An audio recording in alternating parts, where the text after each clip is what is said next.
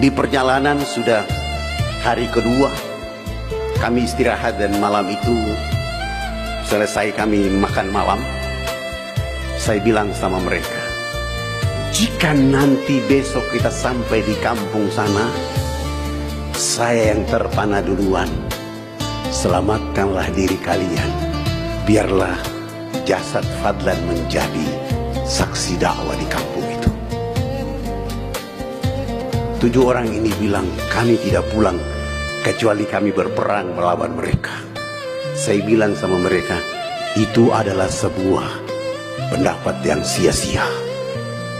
Karena kita ingin dakwah ini lanjut dan hidup. Besok pagi jalan, alhamdulillah sudah turun dan di bawah sudah siap. Keluarga di kampung dengan panah dan tombak di bawah pimpinan orang tua adatnya. Dan saya bilang sama mereka, coba saya ingin mendengar takbir kalian kembali lagi. Allahu Akbar. Dan mereka tetap dengan tegar menyebutkan takbir, menyebut nama Allah. Kami jalan 1000 meter ke depan, belum ada tanda apa-apa. Lalu saya bilang, maju lagi. Kita maju lagi 500 meter. Kepala suku itu angkat panah dan dia panah yang pertama.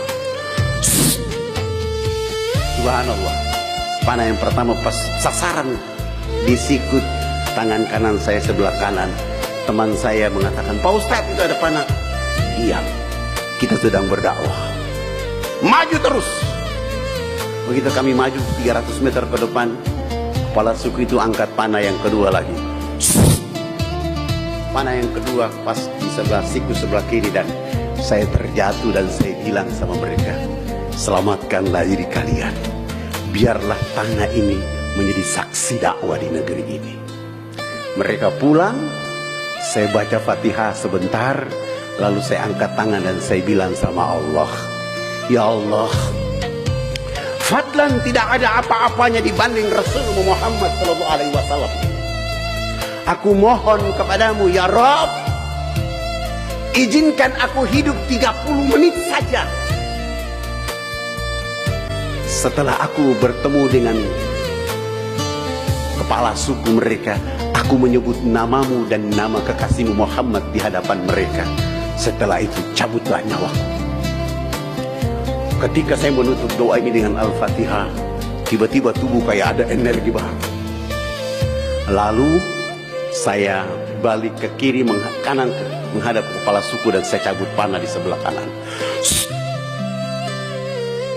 Saya balik lagi sebelah kiri, saya cabut panah, ambil ransel di belakang saya dan saya buka, ada pisau dan korek gas yang besar saya bakar.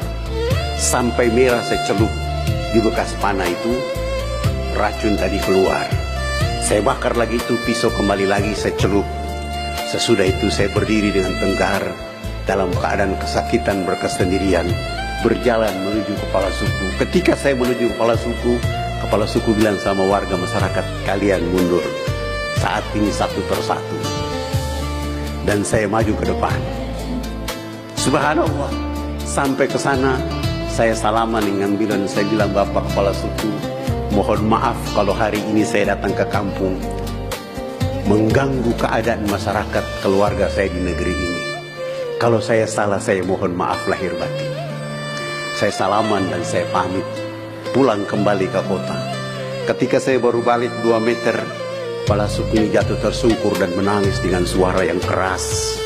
Lalu saya balik arah lagi, mengangkat wajah dia dan mengatakan, kenapa Bapak menangis? Ada apa Bapak menangis? Yang salah kan saya, bukan Bapak. Lalu beliau menangis dan mengatakan, tidak, bukan anak yang salah. Yang salah ada saya. Karena saya salah menerima informasi sehingga saya melukai tangan kanan anak dan tangan kiri anak. Maka tidak ada jawaban lain, saya yang mengawal anak dari kampung kembali ke kota. Subhanallah. Akhirnya dia membersihkan air matanya. Sesudah itu dia menemani saya, kami jalan kaki sampai di kota. Sampai di posko dakwah, teman-teman dai itu mengatakan, itu dia yang panah Ustadz, harus kita bunuh dia. Saya bilang tidak. Boleh jadi dia turun ke kota ini hidayah untuk dirinya. Saya dibawa untuk masuk rumah sakit. 3 hari saya rasa tidak nyaman. Lalu saya minta pindah untuk berobat ke Makassar. Beli tiket saya, asisten satu dan satu bagian dokumentasi, beli tiket. Setelah beli tiket saya bilang sama kepala suku, kapan Bapak pulang ke kampung? Karena kami mau pergi ke Makassar berobat. Apa jawaban kepala suku? Saya harus ikut, karena yang panah anak adalah saya. Subhanallah.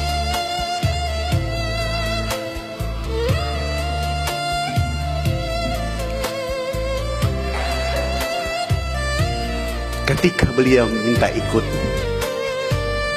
saya tanya ke bagian keuangan kami, apakah kita masih ada uang? Ternyata 100 perak pun tidak ada satu yang punya di saat itu. Tapi subhanallah, benar firman Allah, in tansurullah yansurukum fa inna ma'al usri yusran, inna ma'al usri yusran. Tiba-tiba ada orang atau manusia, saya tidak ada manusia, itu manusia atau malaikat saya sendiri tidak tahu sampai hari ini, tiba-tiba membawa uang 1.500.000 untuk kami membeli tiket. Dan itu tiket untuk kepala suku yang minta berangkat. Akhirnya kami bawa dia sampai di Makassar 3 bulan, sembuh sehat walafiat. Saya diminta untuk isi kajian, saya bawa dia juga ikut hadir. Begitu masuk waktu duhur, saya bilang, Bapak silakan keluar, tunggu di luar, nanti kami selesai sholat Bapak masuk. Dia bilang, saya juga harus sholat seperti anak. Saya bilang, tidak Bapak, Bapak belum saya ceritakan tentang Islam kepada Bapak selama ini. Tidak, saya harus sholat. Dan alhamdulillah selama di Makassar dia tidak masuk Islam. Begitu kami pulang, teman-teman keluarga di Makassar kasih sabun, sampo, odol, sikat gigi. Ada satu pengusaha titip 2 mesin genset untuk penerangan di kampung. Kami bawa pulang, sampai di posko dakwah bantuan sudah turun. Kepala suku ini dia tanya sama saya, anak Ustaz, ini barang banyak-banyak ini untuk siapa sebenarnya?